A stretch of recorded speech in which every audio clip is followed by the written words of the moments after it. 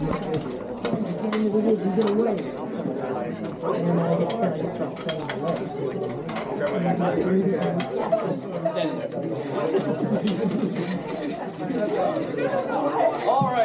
you're about to be out. Thank you, ladies and gentlemen, for coming out here. This wonderful Wicked Faire. This was supposed to be a live demonstration of armored combat, also known as Bohurt, as my shirt likes to say, Bohurt Tribe. So, the sport itself, Bohurt, it originally was around 14th, 15th century. Many of you used to know the movie Knight's Tale when Heath Ledger was just beating the crap out of the guy with a stick. This is pretty much that. This was an actual historical tournament where lords and knights would actually fight each other. Originally with sharpened weapons, and then because way too many people died, they switched to blood. Still a lot of people died, but you know, it was better than nothing. So, talk about first and foremost, the weapons that we use are live steel. Feel free to check these out. If anybody would like to come up and hold one. Anybody? Any volunteers? Anybody? Perfect. We have a volunteer. This actually has weight to it. Average weight of these weapons, while all blunted, are about 3.5 to 6 pounds. So I'm sorry, 3.5 to 6.5 pounds. You are taking these weapons and you are hitting your opponent full force. Wow. I love you, I'm sorry.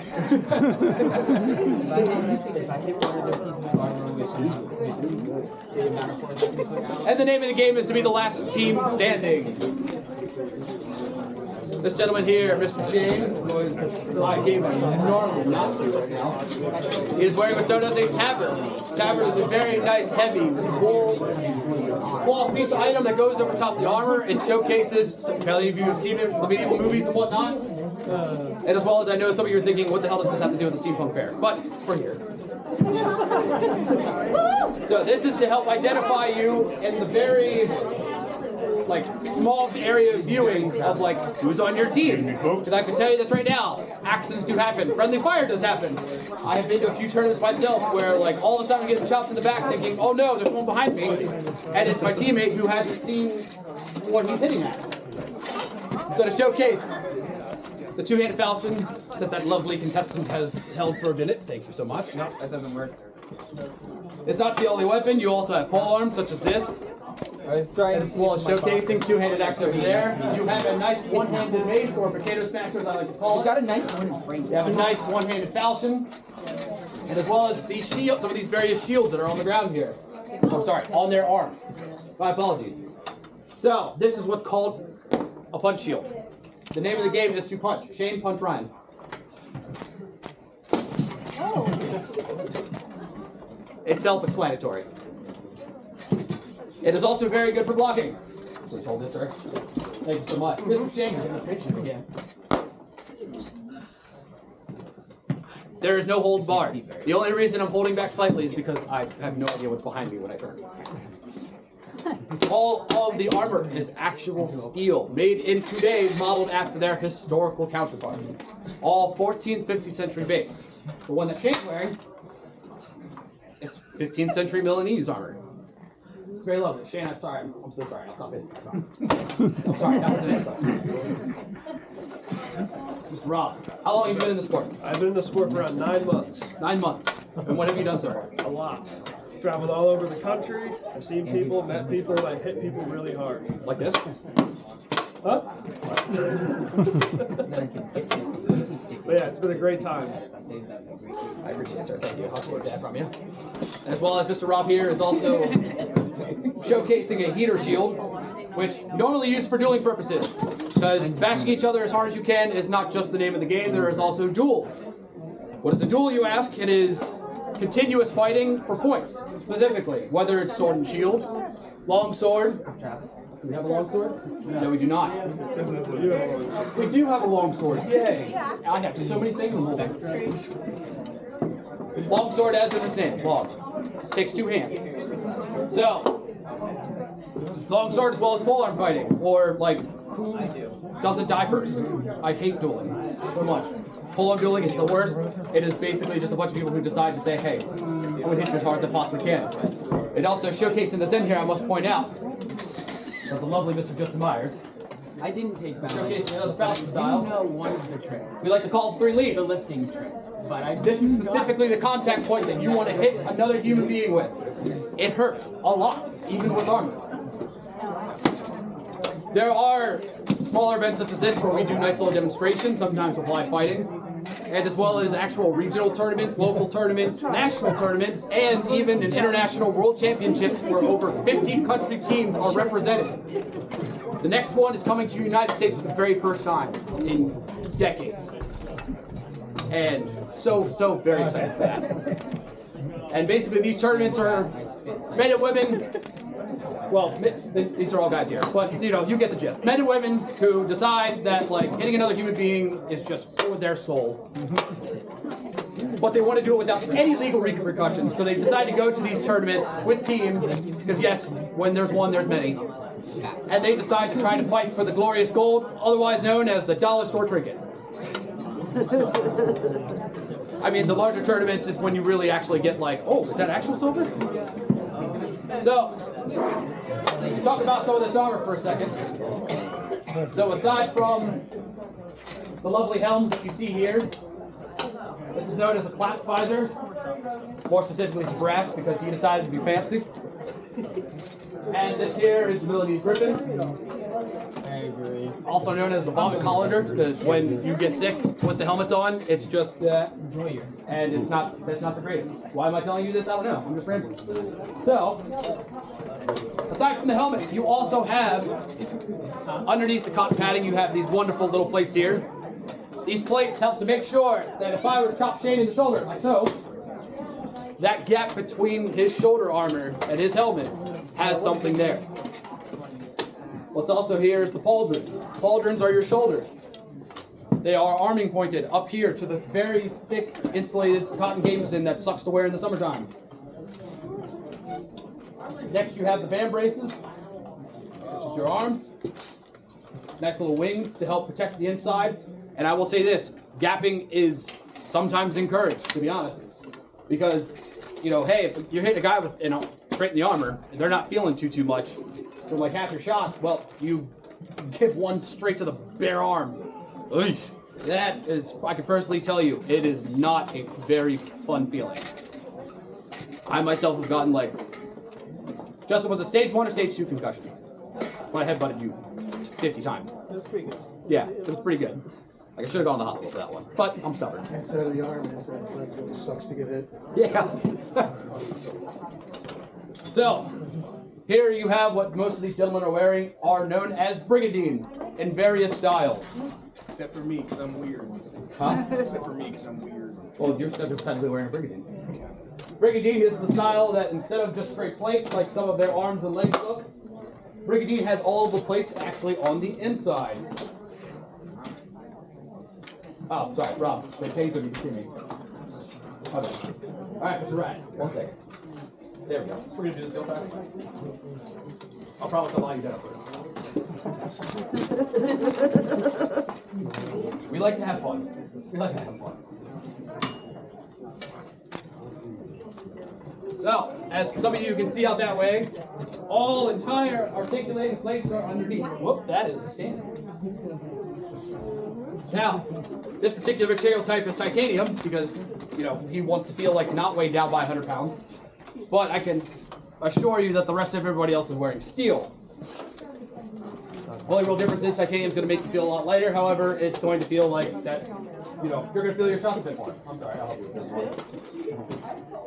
So, while you may not think brigadine is as protective as possible, I can assure you that it is. It actually has the same protective properties as plate. The interesting part is that in an actual historical sense, you have no idea where exactly is the gap between the plates when you have an armor style like this. Except for right now, as he's doing his bending instruction. But, huh? Oh, showing flexibility. There you go. Shane, do me a favor, bend over. I mean, not fall off. Yeah, choose our words a lot more carefully. Please demonstrate how flexible the armor is. Yeah, I don't want him to call 14th century HR, because I'll get beheaded.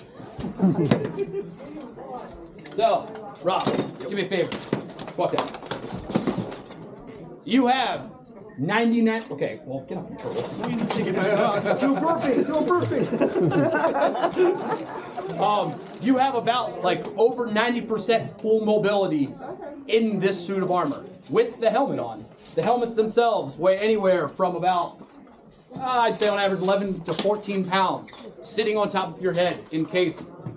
Now, for our sport in particular, aside from all of the medieval trimmings and fashion, well, except for his weighs about like the size of a small Volvo because he doesn't want his brain to get hurt. I'm kidding. He is actually like a lot more tougher than he looks. And it's usually the small ones who always like get you in the end. Now, the helmets themselves inside, I don't know if I have a helmet. No, I do not. That's fine. I'll work with what I got. I can go grab mine. We'll go one for you. Yes, go for it. Thank you. So while he's getting the helmet, I can talk a little bit about it. So inside you have what's known as the heavy padded wool coif, it's called. Is its actual name. I've sometimes accidentally fussed up the words. So as you can see, but like also on top of that, if you might be able to notice a little bit here, you'll be able to see it when you get more hands-on with it. We actually have concussive padding inside of these because, I mean, if you get hit in the head with a frying pan that's separating what's trying to hit you in your skull, it's going to hurt a lot.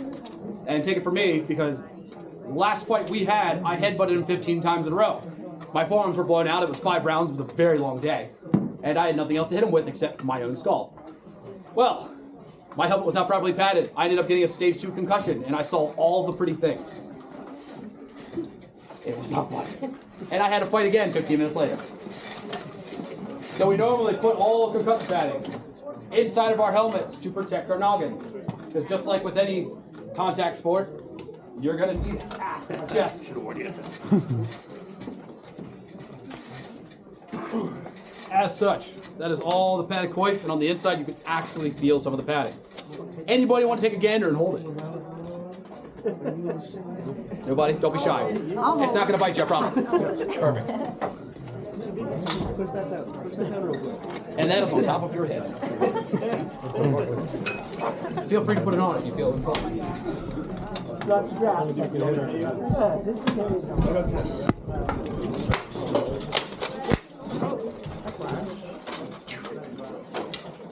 No. And unfortunately, with grown men with weapons, sometimes you have to treat them like school children. And that's just like, no, stop it. You're doing it wrong.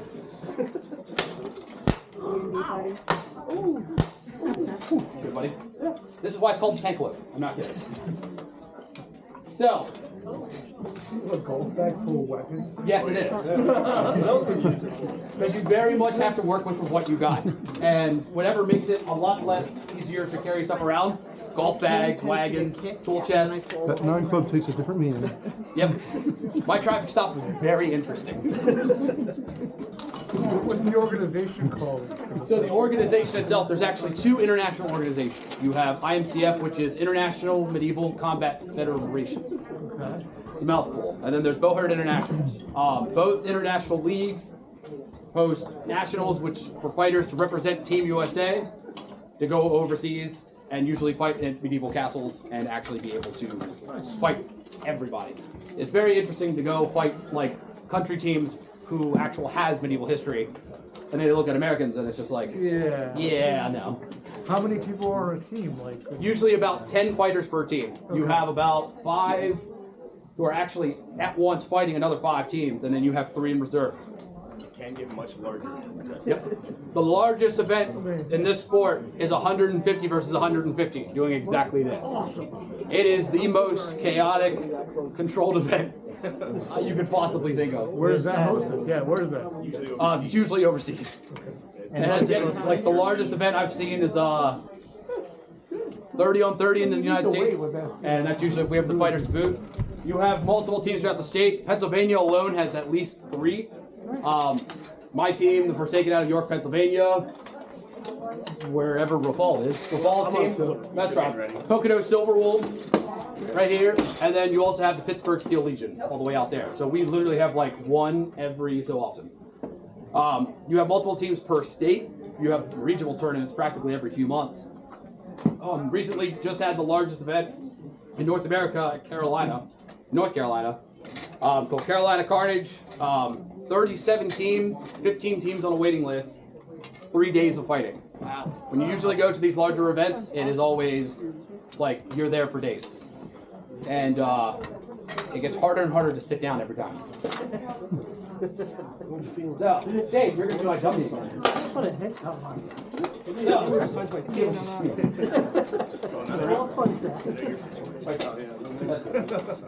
some of the areas that we are allowed to hit. 90% of the time, we are allowed to hit practically everywhere. However, there's a few areas where we are not allowed to hit. Number one is the groin. Can't hit there. Cannot hit the feet. You cannot strike at the neck. You cannot hit vertically down the spine. Yeah, that's about it. And behind the knee. Thank you, Ryan. Almost forgot the most important one. And you cannot strike behind the knee. However, you can very much strike the back of the thighs. Yeah. And I will tell you this, he will not be able to walk right. Not in the fun way. And just to mention, this sport is 18 and up. My dialogue would not just be, my dialogue would be very much different otherwise. So, Mr. Ryan, he has here, we're showcasing shields. It's called a buckler. This is a very small metal shield. There is almost nothing except a very tiny wooden handle behind that, oriented and such, so that way, should Ryan decide to punch Shane in the face, thank you so much, Shane, for volunteering yourself. Because the name of the game, it's physics. What happens when you take a very small point, move very fast?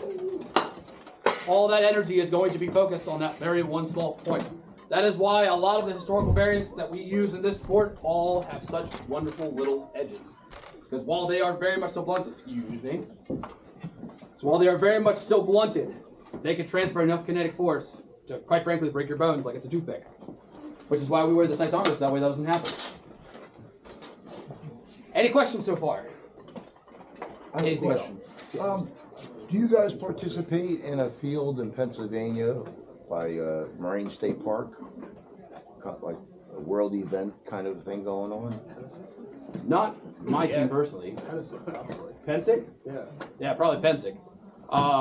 Yeah, that's the SCA community. So like they do a lot of off weapons, sometimes steel. We are very much just straight full contact fight. Full contact, just gladiator fighting. Right. Yeah, we're just a blood sport. Thanks. Yeah, of course.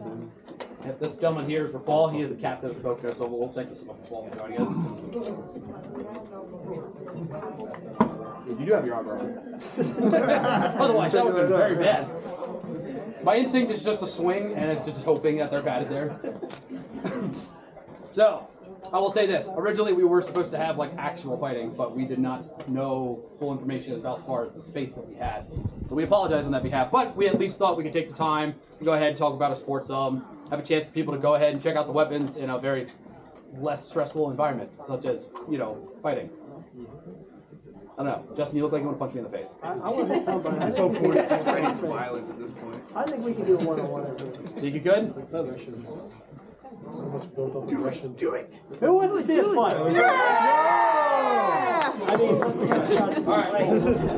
give the people what they want. All right. Surroundings. You guys focus on Who wants to do someone you murdered? Just in case. Something goes flying.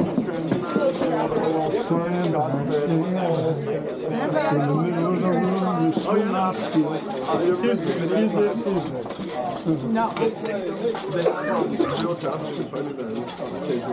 Anyone has no problem.